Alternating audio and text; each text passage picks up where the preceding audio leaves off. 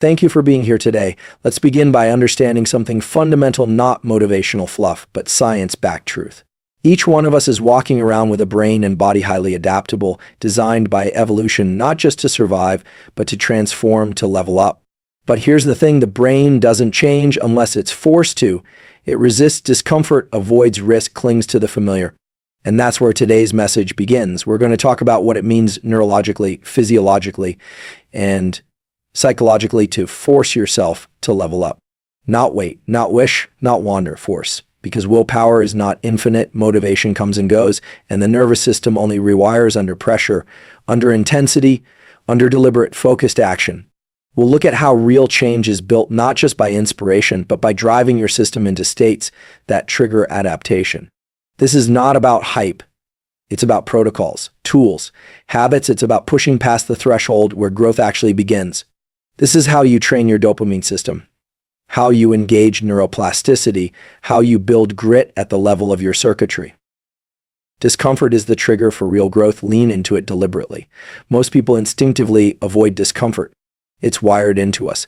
The brain is a prediction machine, constantly scanning the environment for anything that feels uncertain, threatening, or difficult, and it's designed to steer us away from it. But here's the paradox. The very thing we avoid is often the thing that leads to transformation. If you want to force yourself to level up, you have to recognize discomfort not as an obstacle, but as a signal that you're on the right path. From a neurobiological perspective, discomfort activates the stress response. The autonomic nervous system, particularly the sympathetic branch, ramps up your heart rate, tightens your muscles, and prepares your body for action. Most people interpret this as a sign to stop, but if you understand what's happening, you can learn to reframe that discomfort as a green light instead of a red one. You can say, this means I'm engaging with something real. This means I'm about to grow. Every time you experience discomfort and choose to stay with it, whether it's through physical training, emotional challenge, or intellectual struggle, you are literally changing the wiring of your brain. You're engaging in what scientists call neuroplasticity, the brain's ability to adapt and reorganize itself. But neuroplasticity is not triggered by passive experiences. It requires effort. It requires energy. And most importantly, it requires a certain threshold of challenge. That's why easy doesn't change you. Comfort maintains the current state. Only pressure drives adaptation.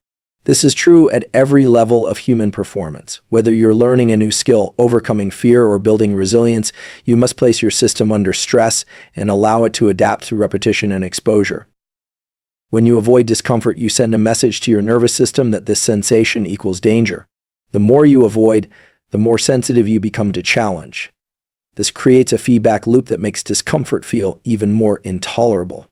On the other hand, when you lean into it deliberately, consistently, and with awareness, you teach your brain that discomfort is not a threat, but a cue for engagement.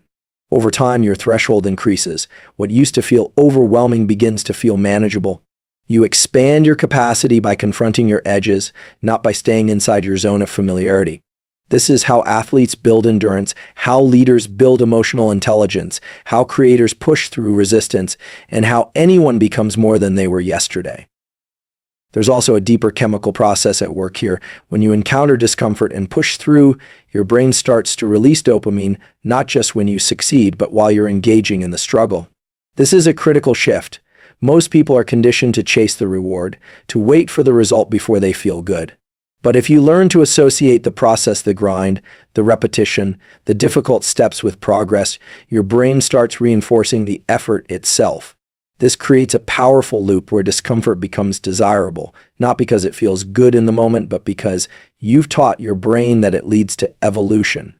This is one of the reasons elite performers don't wait to feel motivated. They have conditioned themselves to embrace the suck, to find meaning in the friction, and to push forward even when their emotions are pulling them back. The key is to be intentional. This is not about reckless suffering or blind perseverance. It's about choosing your discomfort strategically. Identify the areas where you've been stuck, where your growth has plateaued, where you've been avoiding what you know you need to face. Then lean in. Not all at once, but consistently. Start with manageable doses.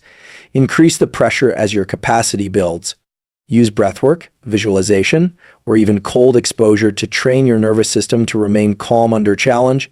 These practices aren't gimmicks, they're tools to regulate your internal state so you can stay in discomfort long enough for real adaptation to occur. Over time, this builds self-trust. When you repeatedly show up and do the hard thing, even when it's uncomfortable, you begin to believe in your ability to handle adversity.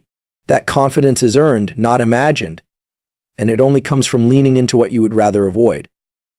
Neuroplasticity requires intensity. Casual effort won't create change. The human brain is incredibly adaptable, capable of rewiring itself throughout life, but it does not do so under passive conditions. For the brain to change, for new neural pathways to be formed or old ones to be broken, there must be a level of intensity in the input. This intensity doesn't necessarily mean extreme stress or burnout, but it does mean focused, deliberate engagement with a task or challenge that pushes the boundaries of your current abilities. When effort is casual or mindless, the brain doesn't register it as meaningful. It simply reinforces the patterns that are already in place. In contrast, when effort is intense, when your attention is fully locked in, when you're slightly uncomfortable, when you're just on the edge of what you can currently do, that's when neuroplastic change occurs. This principle is backed by neuroscience research showing that neuroplasticity is gated by certain neurochemicals that are only released under heightened states of arousal and attention. For example, the release of acetylcholine during focused attention helps mark neural circuits for change. Norepinephrine, released during moments of challenge or urgency, sharpens perception and highlights what the brain should adapt to. Dopamine, the molecule of motivation and reward, strengthens the association between action and outcome. But none of these neurochemicals are released in meaningful amounts when the task feels easy, boring, or routine. They require that you care, that you push, that you exert deliberate effort. That's why intensity is non-negotiable. You cannot drift into growth. You cannot multitask your way into excellence. You must bring your full cognitive and emotional presence to the process. That kind of presence often feels uncomfortable because it requires you to work at your edge, to confront uncertainty, to fail and try again. But that edge is exactly where learning happens. It's where your brain gets the message that what you're doing matters enough to adapt for. Without that signal, the brain defaults to conserving energy and preserving existing pathways. From a biological standpoint, the brain is energy efficient. It doesn't change unless it believes the effort is worth the cost. Intensity is the cost that signals value. This is true across domains. Whether you're learning a new language, building physical strength, developing emotional resilience, or mastering a technical skill, the same rule applies. If it feels too easy, you're not growing. If it's too comfortable, you're just rehearsing what you already know. Intensity doesn't mean chaos. It means precision. It means locking in on a target and refusing to let your attention drift. It means being willing to feel a bit of mental or physical friction because you know that's the signal of progress. When you give a task your full energy, you create the conditions for plasticity. You open the window for the brain to rewire itself, but that window is not open all the time. It opens in response to intensity, to challenge, to novelty, to commitment. One of the myths about growth is that you can do it casually, that consistency alone is enough. While consistency is critical, it must be paired with the right level of challenge. Repeating the same comfortable actions every day does not create transformation. In fact, it can entrench old habits even more deeply. What you need is progressive overload, the same principle used in strength training. You apply just enough stress to stimulate adaptation, then recover, then apply slightly more. This applies just as much to the nervous system as it does to muscles. The intensity must scale with your progress. What was hard last month might be easy now. You have to keep adjusting the stimulus to stay in the zone of optimal challenge. It's also worth noting that intensity is not just about external difficulty, it's about internal engagement. Two people can perform the same task, but only one of them may be growing. The difference lies in the level of presence, focus, and intention they bring to the activity. Intensity begins in the mind. It's a decision to engage deeply, to give full attention, to push just past your comfort zone. When that decision is made repeatedly over time, it shapes not just your habits, but the very architecture of your brain. You start to form new connections. Old pathways weaken, new ones strengthen. This is how transformation happens, not in moments of inspiration, but in repeated acts of deliberate intensity. The brain records what you do with urgency. It learns from what you repeat with focus. It adapts to what challenges you just enough to stretch, but not break. This is the true path to leveling up. Neuroplasticity requires intensity. Casual effort won't create change. The brain is not designed to change unless it has a good reason. This reason comes in the form of focused, effortful engagement with the task at hand. When we move through life on autopilot, doing the same things the same way, the brain simply reinforces existing pathways. It becomes more efficient at what it already knows. But when we push into the unknown, when we engage deeply with something challenging, the brain becomes primed for change. Neuroplasticity, the brain's ability to reorganize itself by forming new neural connections, is not something that gets activated by routine. It is activated by focused struggle, by intensity, by the feeling that this moment matters. Studies in neuroscience have repeatedly shown that when we're deeply focused, neurochemicals such as acetylcholine and norepinephrine are released. These chemicals act like spotlight markers in the brain, tagging certain experiences as important. When an experience is marked as important, the brain starts to rewire around it.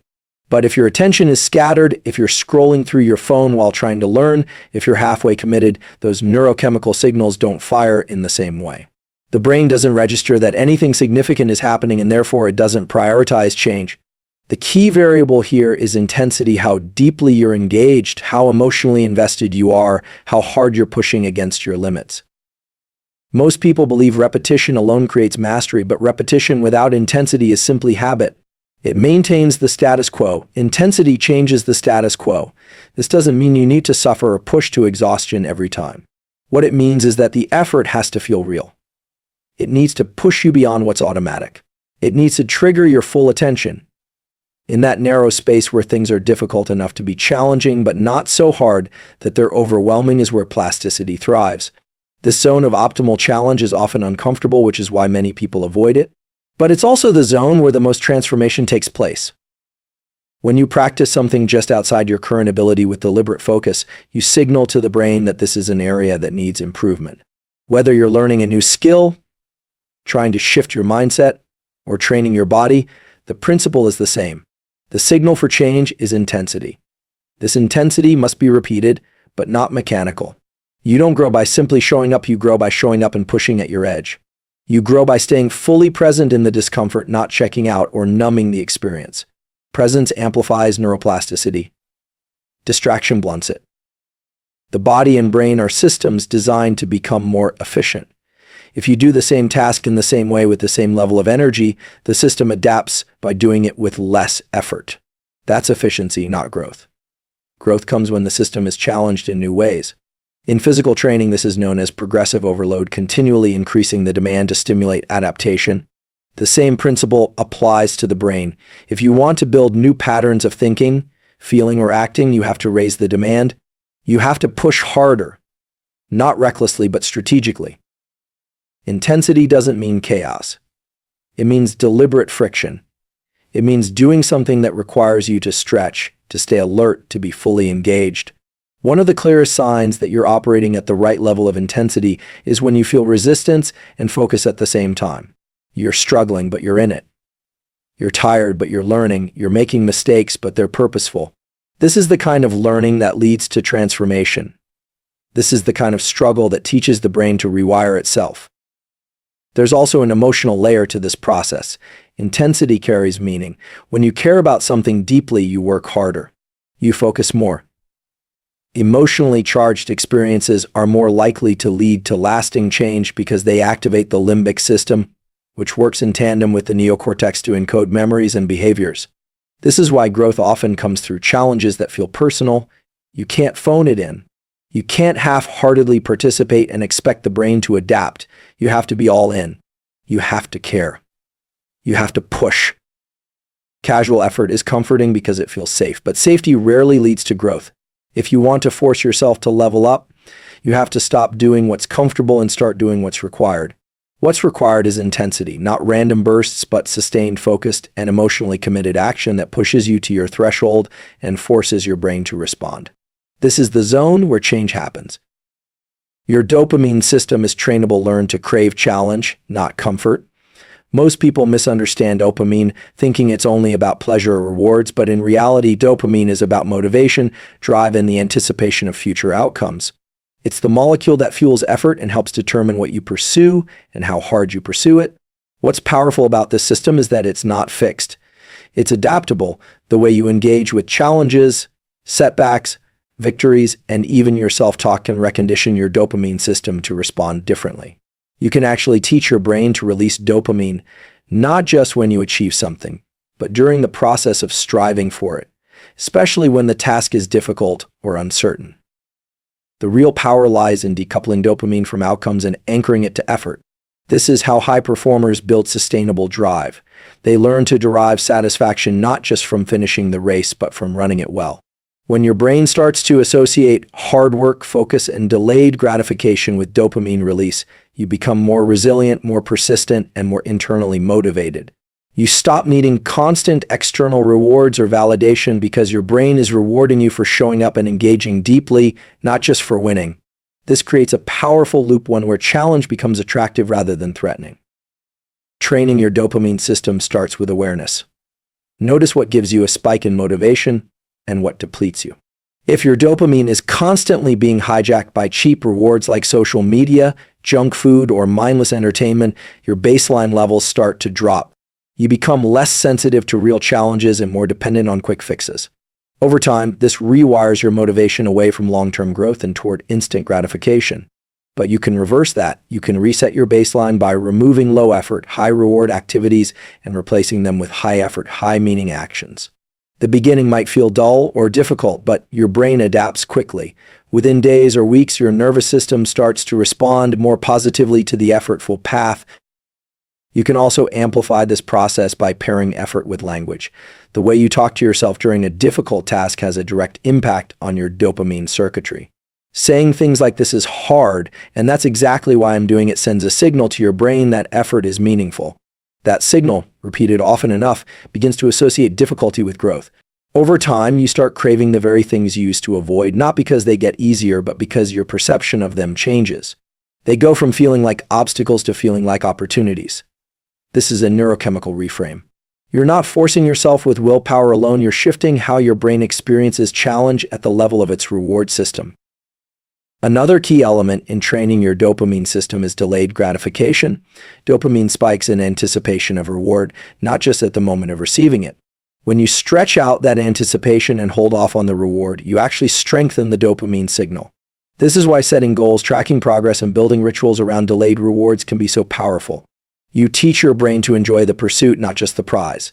Whether it's finishing a hard workout, completing a project, or reaching a milestone, the discipline of waiting sharpens your drive.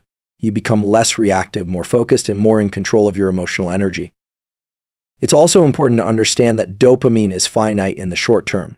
If you burn it out with too much stimulation, you'll crash. The key is to use it wisely. Create a rhythm between effort and rest. Use intense focus in short bursts, then recover deliberately. This allows the system to replenish and remain sensitive to real challenge. Over time, you develop a sustainable arc of motivation that doesn't rely on hype, caffeine, or constant novelty. It's built on deep engagement with what matters. Craving challenge is not natural at first. It has to be trained. It's a process of rewiring what the brain interprets as rewarding. The more you pair dopamine release with meaningful effort, the more your brain begins to prefer that path. This preference builds momentum. It turns discipline into desire. It transforms resistance into readiness. Instead of dreading the hard thing, you begin to seek it out because it aligns with how your brain now defines success. You've moved from a reactive system to a proactive one. You're no longer chasing comfort, you're chasing capacity.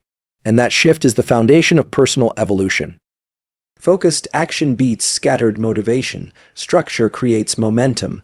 When people talk about personal growth or leveling up, they often focus on how to stay motivated, how to feel inspired, or how to generate energy to pursue goals. But motivation, while helpful, is unreliable. It fluctuates based on mood, sleep, stress, and countless external factors.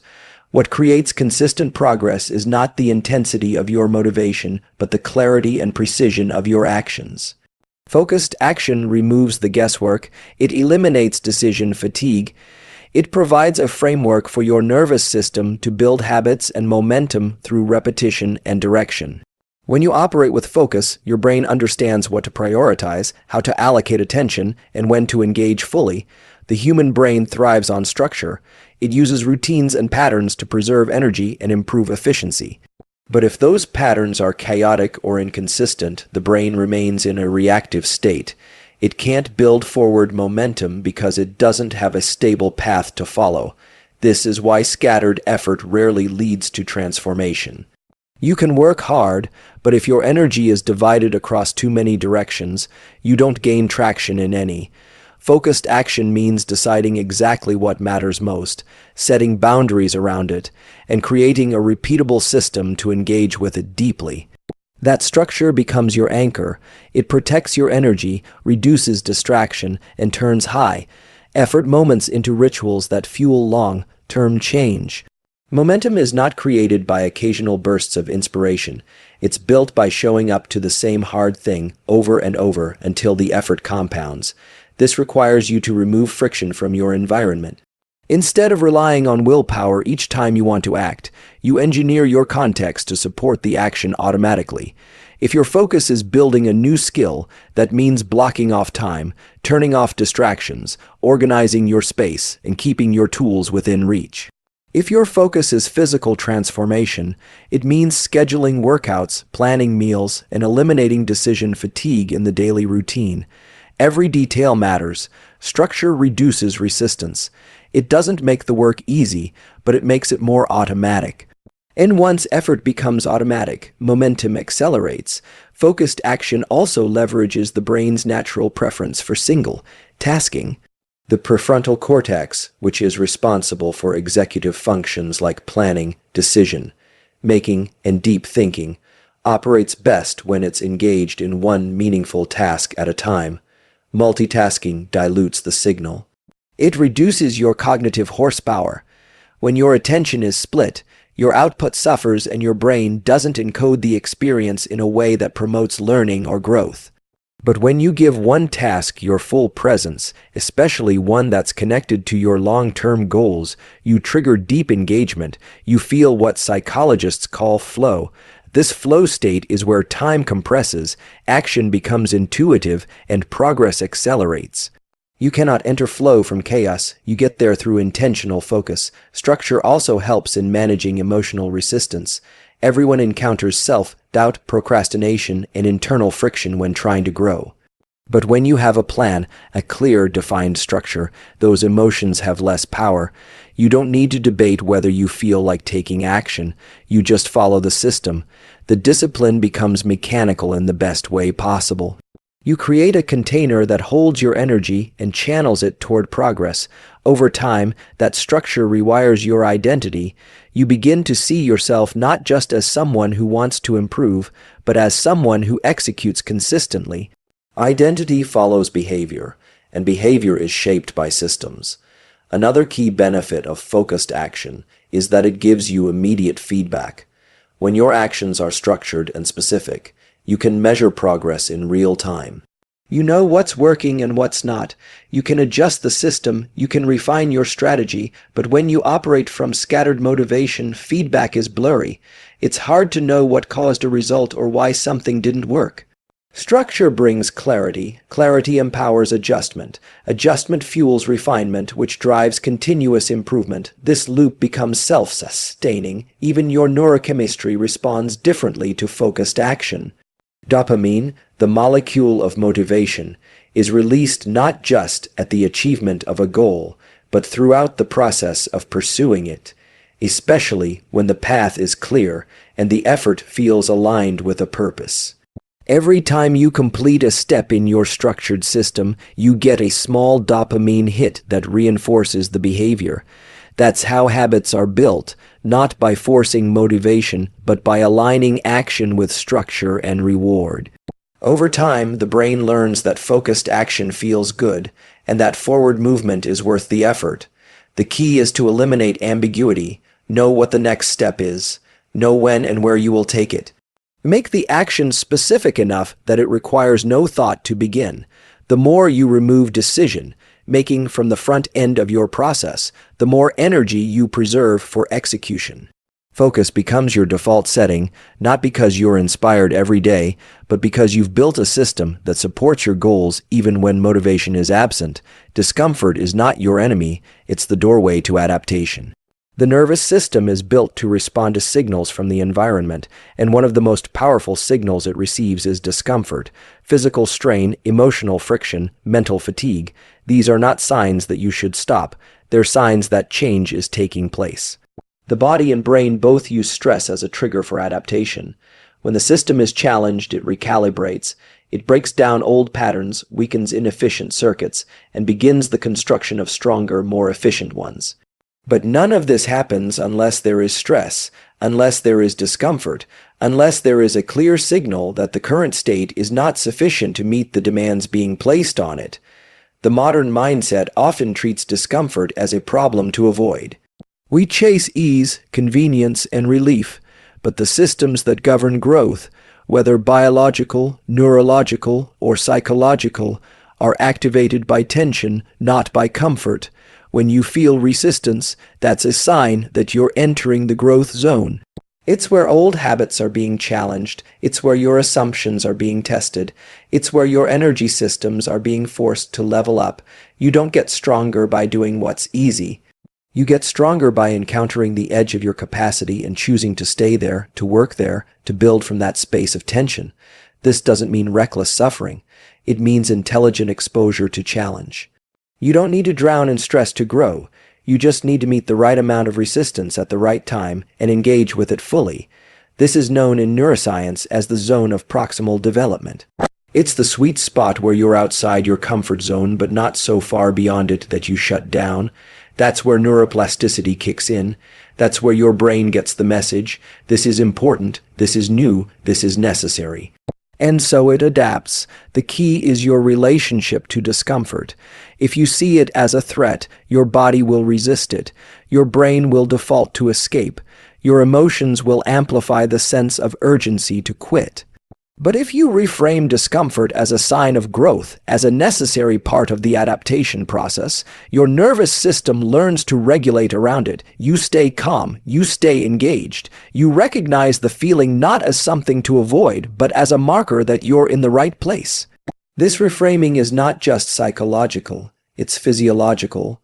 Your brain changes based on how you interpret signals. Perception drives biology. Athletes train their bodies to operate under fatigue. Performers rehearse under pressure. Leaders make decisions in high-stakes situations. All of these individuals share something in common. They've trained their nervous systems to function in discomfort. That doesn't mean they enjoy it. It means they've learned how to work with it. They understand that discomfort is not a block to progress, but the medium through which progress is made. They don't resist the fire, they build in it. This is how you force yourself to level up, not by waiting for conditions to feel perfect, but by acting powerfully when conditions feel intense. What's often missed in personal development is that most transformations start with the decision to stay, not the decision to fight or to conquer or to dominate, but simply to remain present with the discomfort long enough to allow the nervous system to recalibrate. Growth doesn't happen in a flash of brilliance. It happens in the micro, moments when you want to quit, but you choose to breathe, to refocus, to continue. Those moments teach your system resilience. They stretch your stress tolerance. They wire in a new association. Challenge equals strength, not threat. One of the best things you can do to train this skill is to deliberately practice discomfort, cold showers, intense workouts, silence. Fasting, public speaking, these are not just physical or external challenges, they are nervous system training tools. When done with intention, they teach your body to remain calm under pressure. They teach your mind to stay clear when the environment is chaotic. They harden your capacity to hold stress without breaking, and that capacity transfers into everything you do, your career, your relationships, your goals. You no longer back down when things get hard. You recognize that this is where you get better. Discomfort also sharpens awareness. When you're pushed beyond your comfort zone, your senses heighten. Your attention becomes more focused. Your decisions carry more weight. This intensity creates depth of experience. It encodes learning more deeply. It activates parts of the brain that remain dormant when things are easy. The discomfort becomes a forge, a crucible that tempers your will, your focus, your character. It transforms not just what you do, but who you are. Your potential is on the other side of discomfort. You don't grow by finding easier paths. You grow by becoming the kind of person who can handle the hard ones. That is not just a mindset, it's a nervous system response, and it is trainable through repeated exposure, structured challenge, and the conscious choice to interpret discomfort as a signal to lean in, not to pull back. Identity follows behavior. Act like the person you want to become, and your mind will follow. Most people